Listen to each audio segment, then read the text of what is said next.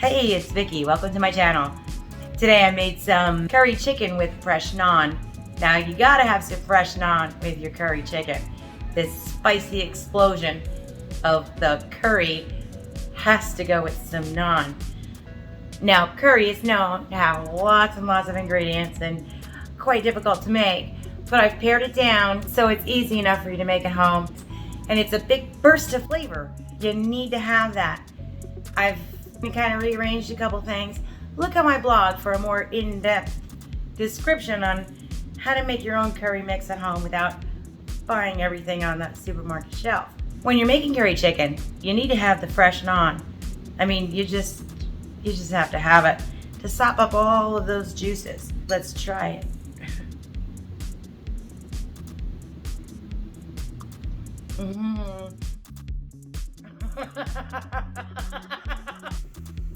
Let me show you how to make it, and you'll be laughing with joy too. Cut up some boneless, skinless chicken thighs or breast into 1-inch pieces. Add the juice of half of a lemon and 2.5 tablespoons of my favorite curry mix. Then let it marinate for about 2 hours in the fridge or 20 minutes on the counter. Oh, don't have all that stuff in your pantry? No worries. Go to bigstips.com for suggestions on how to modify and make your own favorite curry mix. While the chicken's marinating, we're going to start on our naan. I'll show you how easy it is. We're going to start with 2 cups of flour. You can go up to 3 cups, depending on how much protein your flour has in it. I'm just going to start with 2, and then I'm going to leave 1 just like on the side. If I need it, it's there ready for me. And if you notice, I'm using a spoon to measure my flour. This way I get a more accurate measurement. So there's your flour. You go sugar and salt, baking powder, some yeast. Gonna use a whole package of yeast. For some instructions on yeast, check out my blog at bigstips.com. Gonna use a sieve to lighten it up some. Super great. Now time for our wet ingredients. We have our milk and the butter, and all of our wet ingredients are at room temperature. It helps the dough be more fluffy. Hey, look at this little gadget I have. Got this at Christmas. People give you those gifts that have cookie packages in it and stuff, and these little guys come in there. And when I first saw it, I'm like, what in the heck am I going to use this little guy for? And there you have it. I have a terrific use for that. Alrighty, gonna mix all this stuff up. Now remember, I still have that cup of flour, just in case I need it. It's there for me. You're gonna mix, oops. You're gonna mix it till it comes into a ball. And you want it to be kind of wet-ish. Wow, that looks good. It's super great here. Liking this. Nice soft dough. I'm gonna roll it out onto a floured surface. Not too much flour. The more flour you give it, the more gummy it's going to be, and that's not what you're looking for. You're looking for a nice and fluffy texture. Oh, feels pretty good. Gonna need a little bit extra flour, I think. Not too much, remember. Now I'm gonna knead the dough for a little while. You can knead it in the bowl if you like, but I prefer the counter. I just have more space, and I like space. So you're gonna knead the dough by just folding it onto each other like this with the palm of your hands. You're gonna keep doing that until it's nice and soft, and you'll feel the difference in the texture of the dough. It'll be soft and springy.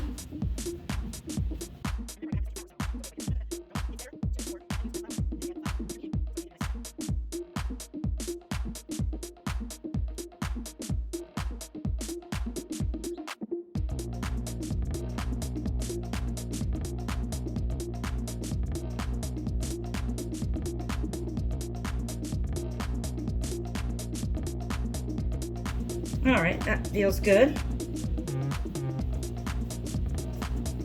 Roll it into a little ball.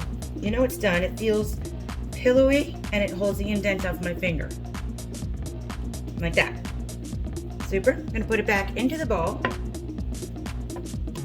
and then cover with a towel for about an hour to two, depending on how hot it is in your home, until it doubles in size. You can go ahead and get your onions and your garlic ready. Onion and garlic is really the only chopping you're going to do here. The idea is to get them super, super teeny tiny.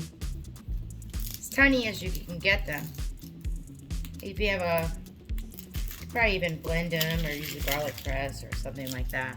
Probably work also. But I'm just going to go ahead and chop them myself.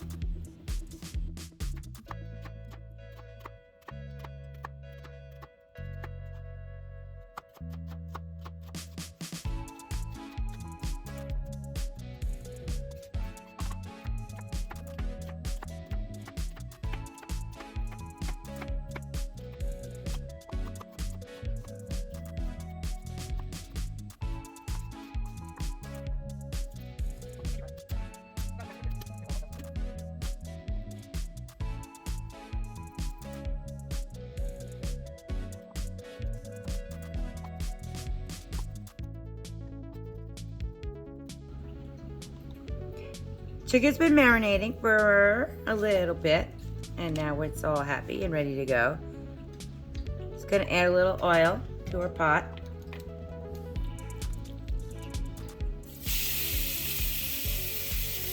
Gonna cook these in batches because I don't want to crowd the pot. If you crowd the pot, you'll end up steaming your chicken instead of browning. You're just kind of looking for a nice brown here. I'm going to put half in now. I'll do it in 2 batches. The chicken's cooked through. The smell is like super fantastic right now. That's my second batch. We're going to go ahead and take it out.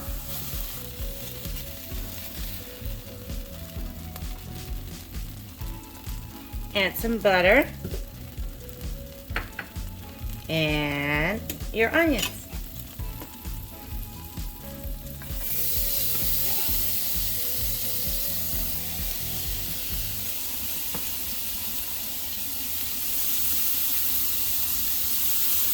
We want them to take a while. Let them sit and sweat. And the juice of the curry powder, the onion. Oh man, that smell is intoxicating. Huh. Wow, getting really hungry now. That'll take about 10 minutes. You want to let them go pretty far. Wow, like bam, that smell. Fantastic. Let's add some garlic.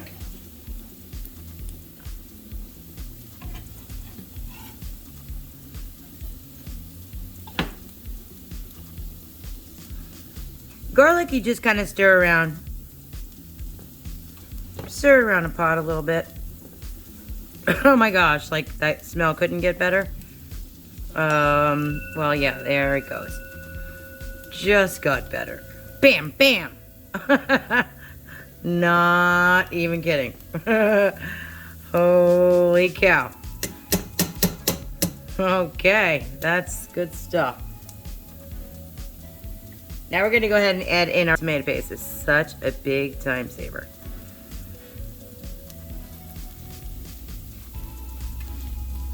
Now we're just going to get our tomato paste all mixed up with our onion and our garlic. And you see how it went in there really red?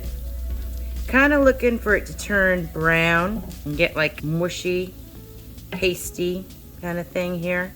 Because in a traditional curry chicken recipe, you're gonna, at this point, you take it out, add some tomatoes and blend it and all that jazz. It's just a lot of work. Real time saver doing it this way. We're still on low heat. You don't want to rush this. The longer it takes, You're developing flavor, and that's what we're doing here. Curry is all about developing the flavor. I'm gonna keep stirring it, take about 5 minutes or so. You see how it's changed color?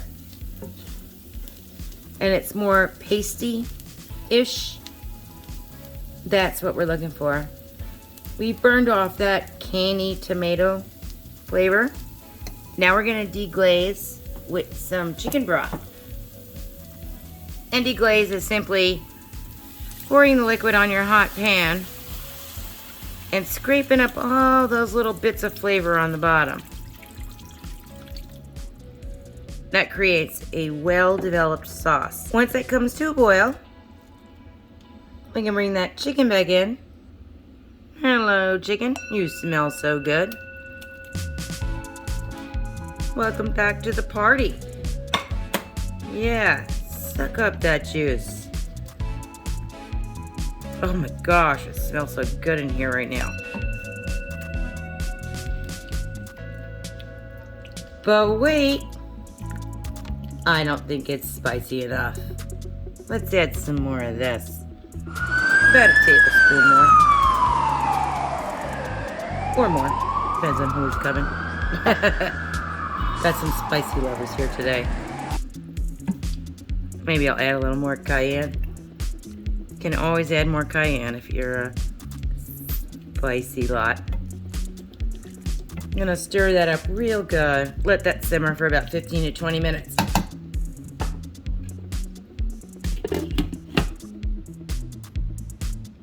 All right, our dough has doubled in size. I put the chicken in the sauce. That'll take about 20 minutes. Now let's finish up our naan. So onto a floured surface, we're gonna first make it into about a 10-inch kind of tube. That looks good. Ooh, what a nice feeling dough, nice and soft. We're going to make six little naans. So let's cut that out. You can use a knife if you don't happen to have a bench scraper from old bakery days long gone by. Make our little balls.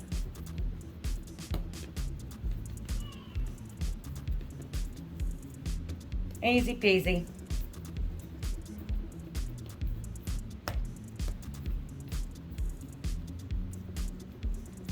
And since we've punched our dough, abused our dough, we're gonna let this guy just sit and rest for a little while.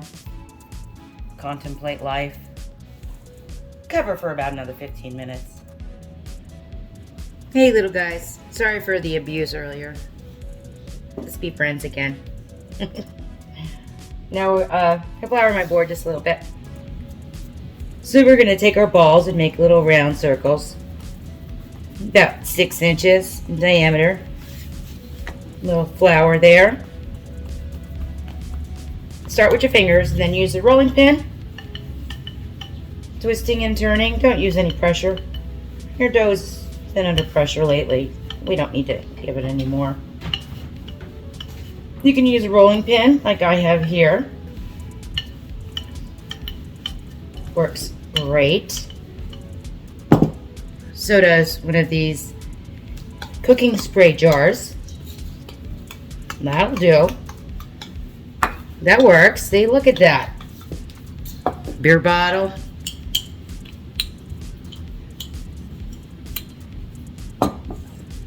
Bottle opener? No, not so much. I think I'm gonna go back to the rolling pin. It seems to be my preferred choice. You want to cover these guys up as you're rolling them, because they're scared. They know what's gonna happen next. Fulfill their destiny. Yeah, sorry guys. You're gonna go into some hot oil very soon. I'm gonna make that fluffy little magic that is the naan. You're gonna be a superhero making fresh naan at home. Guarantee it.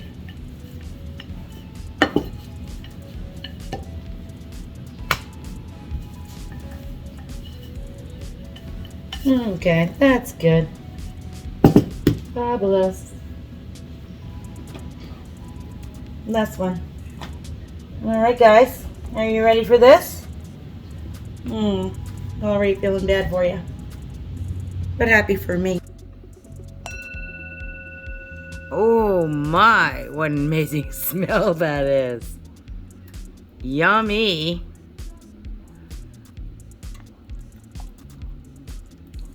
Gonna add a little yogurt at the end.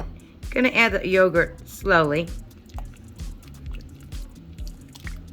so it doesn't congeal on you.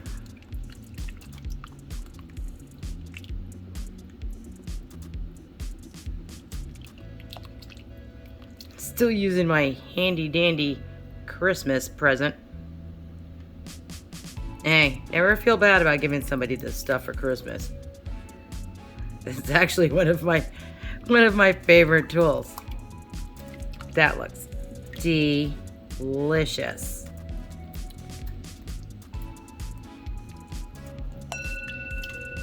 Oh my gosh. I wish you could smell this right now. The chicken's done. We're just waiting for our fluffy little naans to be ready, nice and hot and fresh. Gonna add a little oil, not too much. Not making french fries or anything. I'm gonna put our little gems right on there. They should sizzle right away. Like that. Hello, Nani. Nani, Nani.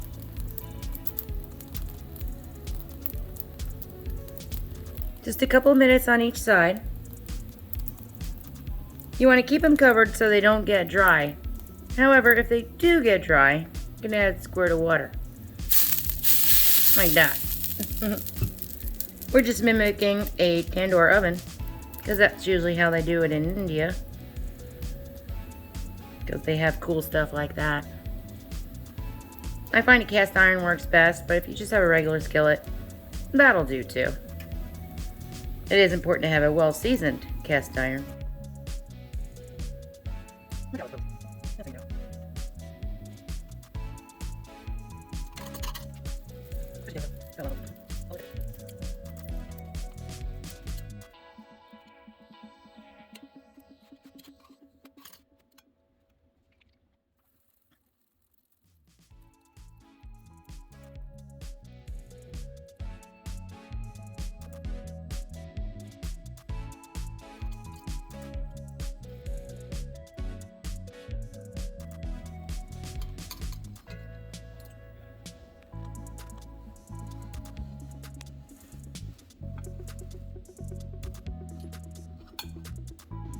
When you're making curry chicken, you need to have the fresh naan.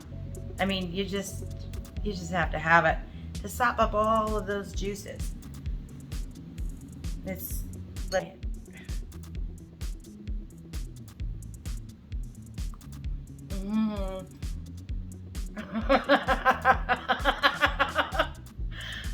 Oh my god. I can't tell you how good this is. I mean, I can tell you, but you're not tasting it. And you have to be. This is so super good.